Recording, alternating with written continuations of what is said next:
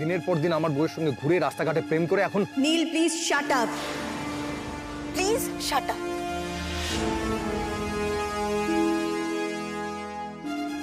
মেঘ, কি হলো, চমকে উঠলে কেন?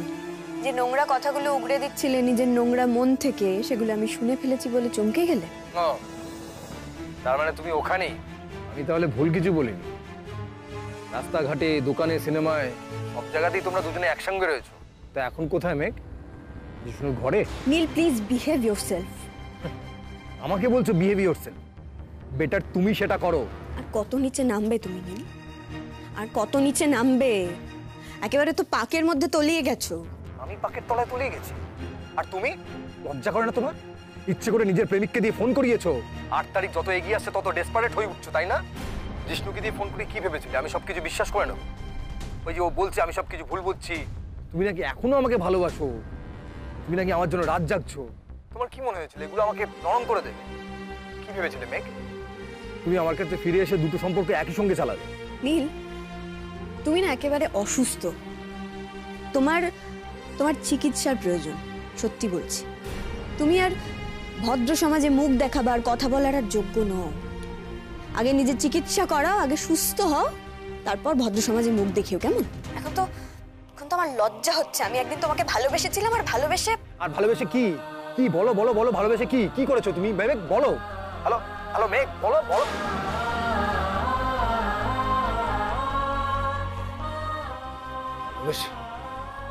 ভালোবাসা দেখাচ্ছে, ভালোবেসেছে নাকি? hate you, I hate you.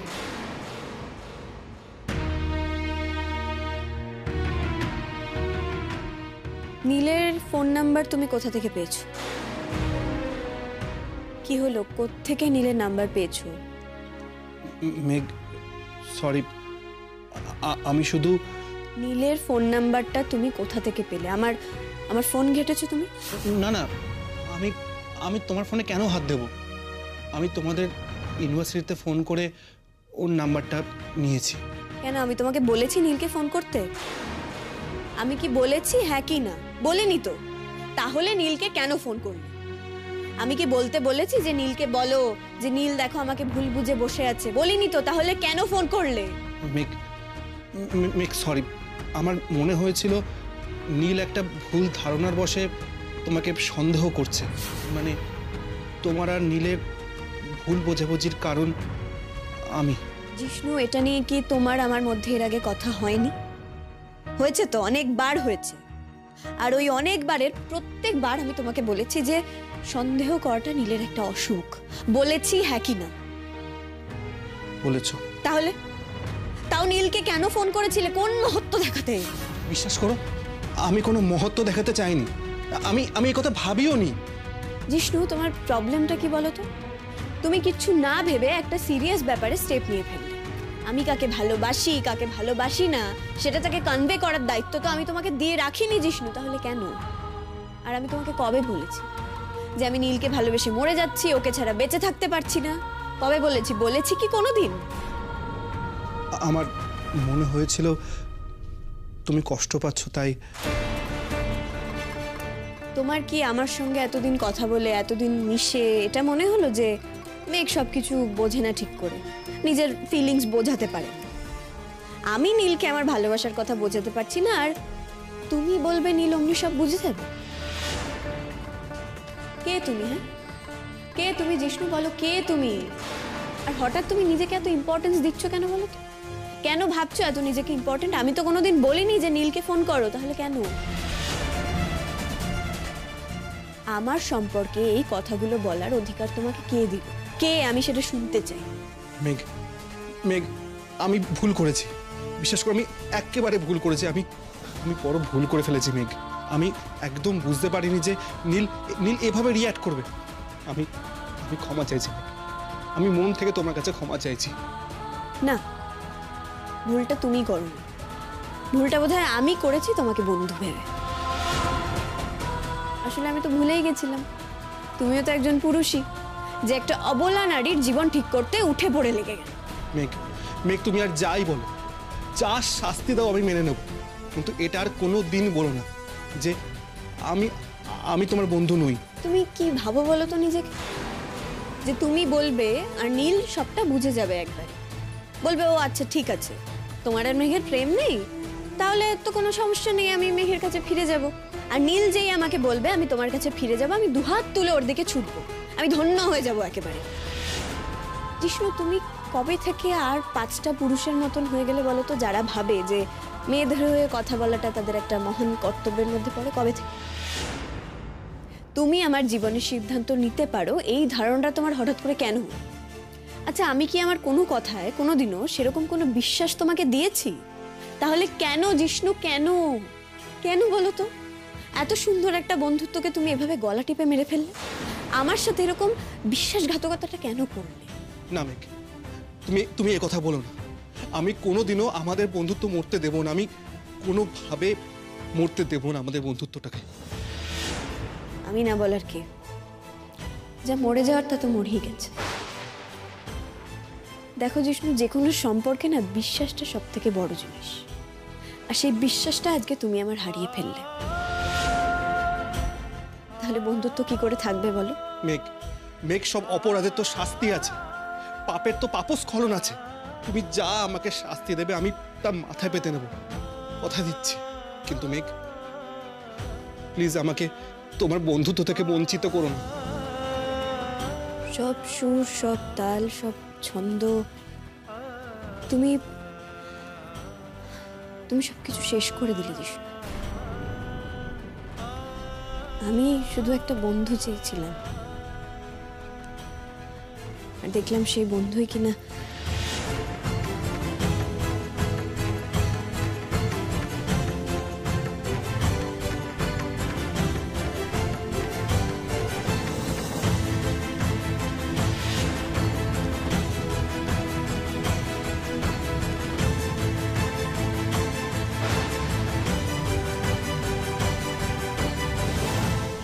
আর কত নিচে নামবে, একেবারে তো পাকের মধ্যে তলিয়ে গেছো।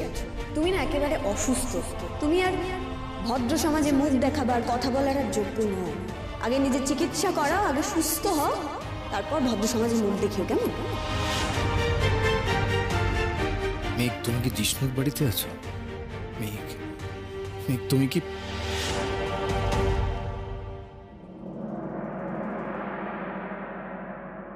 বাবা, আজকে আমি happy and satisfied, very satisfied.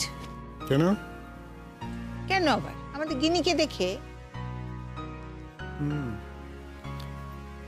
বিয়ের পর থেকে মেয়েটা কিরকম চুপচাপ হয়ে গেছে।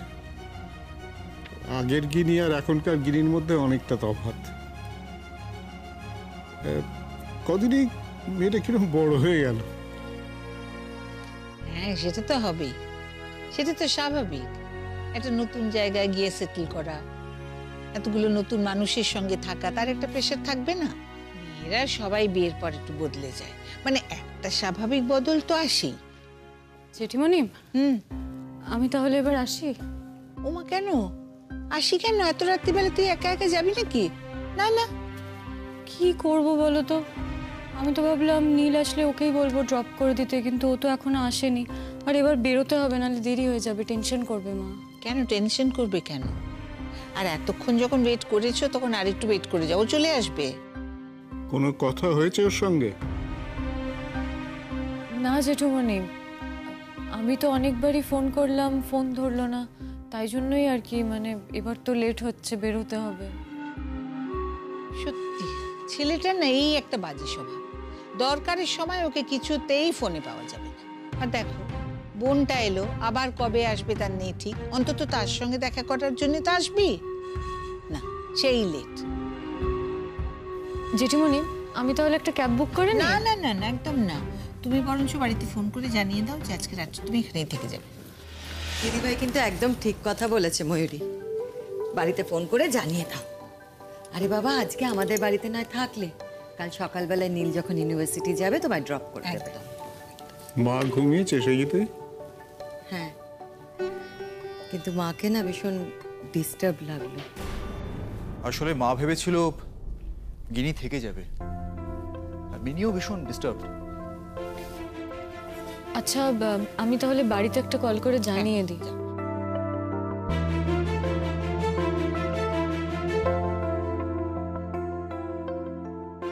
আমারও কিরকম অদ্ভুত লাগছে। বিয়ের পর সবাই তো অষ্টমঙ্গলে দেশে বাড়িতে থাকে, এদেরই কেমন সব আজব নিয়ম কানুন। আর তুমি দেখবে যে বিয়ের পরে সব এই নিয়ম কানুনগুলো না গজিয়ে উঠলো কিরকম।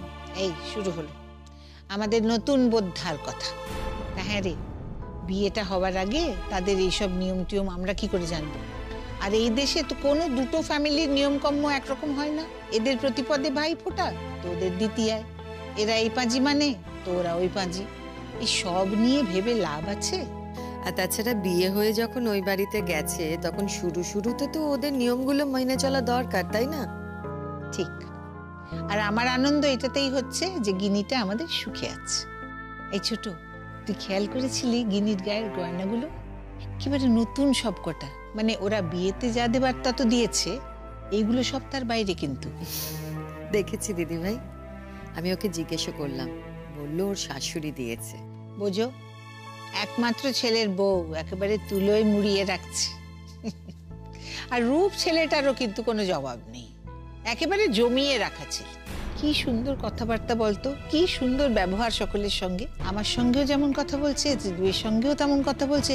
আজকে তো আবার দেখলাম মায়ের সঙ্গেও কি সুন্দর মিষ্টি করে কথা বলছে। আর আমাদের বাড়ির ছেলেগুলোকে দেখ, সব কটা কথা বললে যেন খিঁচিয়ে ওঠে। লোক যদি বাড়িতে আসে তাহলে মুখে কথা নেই তাদের। এই যে লালবাবু, রূপের কাছ থেকে কিছু শেখো, অন্তত সকলের সঙ্গে কিরকম মিলেমিশে সুন্দর করে চলতে হয় সেটুকু শেখো। গিনি কবে কলেজ যাবে সেটা জিজ্ঞেস করেছো, নাকি এই কথাটা জিজ্ঞেস করতেই ভুলে গেছো?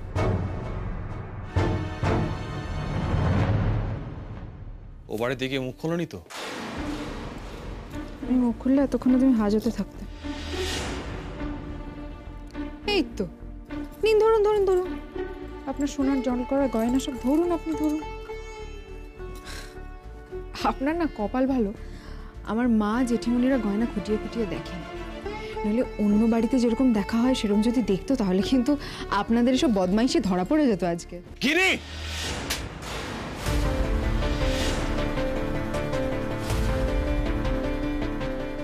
আমার মা বদমাশি করছে? এই তো আবার হাত খুলে গেছে। বাবা, গিনি বাপের বাড়ি থেকে ফিরে এসে বড্ড বেশি কথা বলছো মনে হচ্ছে। বলছি, কি করবেন? মেরে তো ফেলতে পারবেন না, ব্ল্যাকমেল করবেন তো সেটাই করুন। আর দয়া করে আপনার গুণধর ছেলেকে বলুন মিনির পিছনে ছুকছুক না করতে। মিনি কিন্তু সন্দেহ করছে।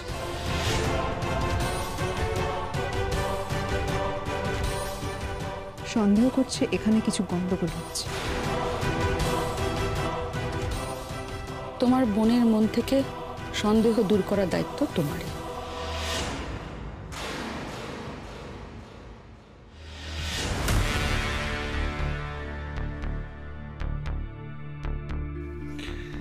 কিন্তু আমার মাথায় একটা আইডিয়া এসেছে, বুঝলে? ভাবছি তোমার এই স্নানের ভিডিওটা তোমার বোনকে মানে মিনিকে দেখিয়ে আর মুখটা বন্ধ করে একটু এনজয় করে নি। তোমার বোন কিন্তু আমার মনে ধরেছে কিনা। Very very hot. না,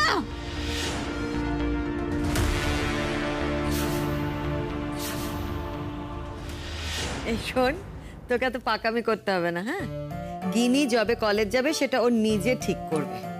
আচ্ছা, তারপর যদি শোনো যে ওদের বাড়ির নিয়ম আছে যে বাড়ির বউরা কলেজে যায় না, পড়াশোনা করে না, তখন কি করবে? না না, সেরকম কোনো নিয়ম থাকলে ওরা নিশ্চয়ই আগে থেকে জানাতো। তুমি আর এই সমস্ত অলিক কল্পনা করো না তো, শুধু শুধু অশান্তি বাড়ান। নীলেরও বলি হারিয়ে যায়, ছেলের বাড়ি ফেরার নাম নেই। আমার কি মনে হয় জানো তো দিদিভাই, ও বোধহয় রূপকে একটু এড়িয়ে চলতে চায়। রিসেপশনের দিন দেখলে না কেমন বাইরে বাইরে ছিল, ভেতরে ঢোকার নাম করছিল না। সত্যি এই মেঘ যে কি বিরাট ক্ষতি করে দিয়ে গেছে ওর জীবনে। মেঘের ওই কেলেঙ্কারির লজ্জাতেই আমার ছেলেটা এই মুখ লুকিয়ে লুকিয়ে থাকছে। আর ও যা ছেলে, তাতে বিষয়টা এত তাড়াতাড়ি মিটবেও না, সময় লাগবেও তা মিটতে।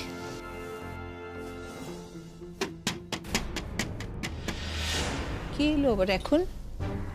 বাবা এত রাত এরকম এরকম অসভ্যের মতন দরজা দেখাচ্ছে কি? দেখো শুধু দেখো কে। আরে কে? দরজা খোলো।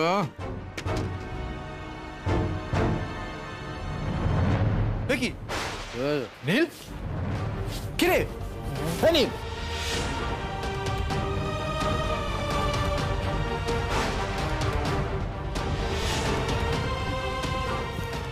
ঠিক আছে।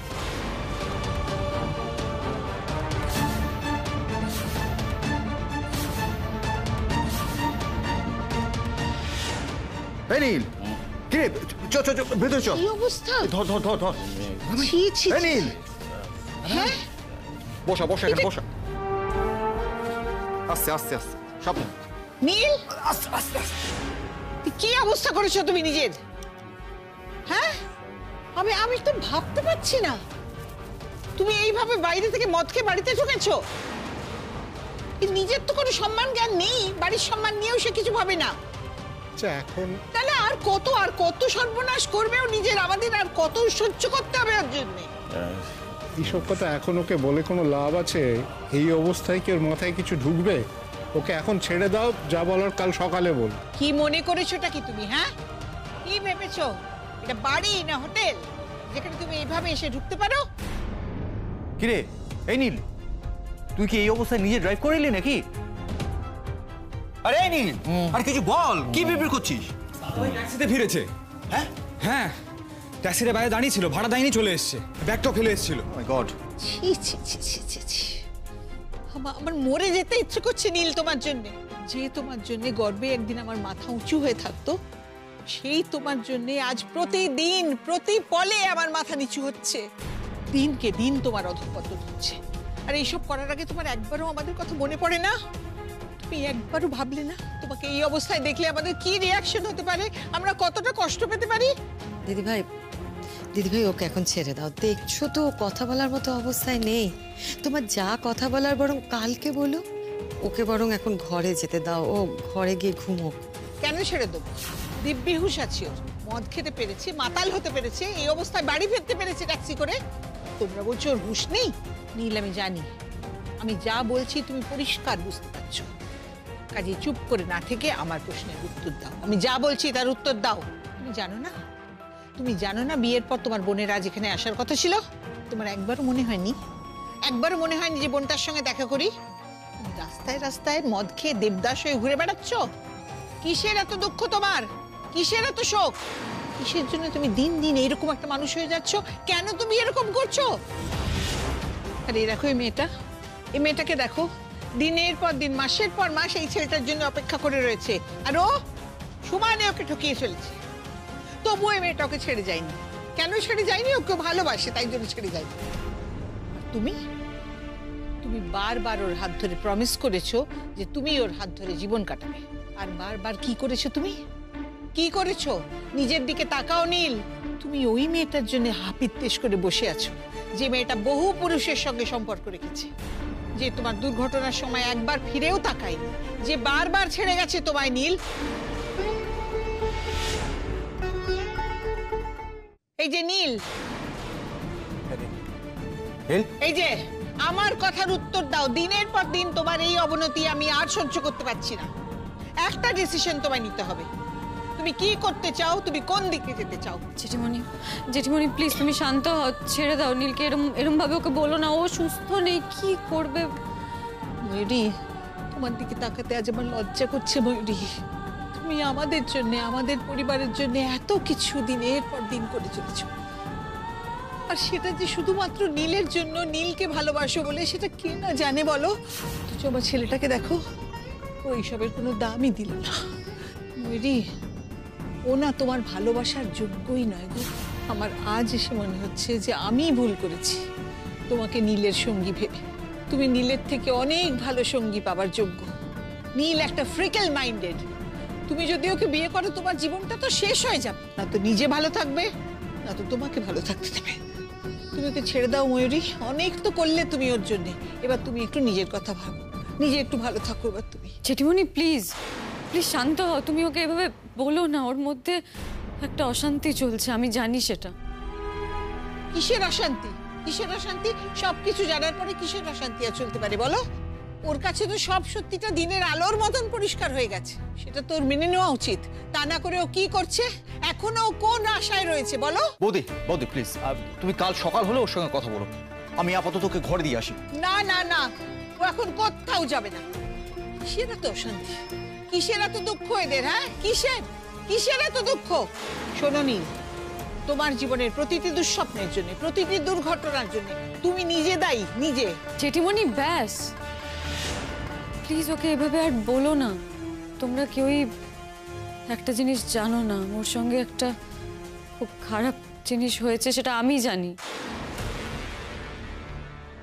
ও আমাকে বলতে বারণ করেছিল কারণ তোমাদের সবার খারাপ লাগতে পারে, কিন্তু এখন আমার মনে হচ্ছে তোমাদের না বলে আমি ভুল করেছি, তোমাদের জানিয়ে দেওয়াটাই উচিত ছিল। আবার কি হলো নতুন করে? কাল মেঘ ওকে যাচ্ছে তাই ভাবে ইউনিভার্সিটিতে অপমান করেছে।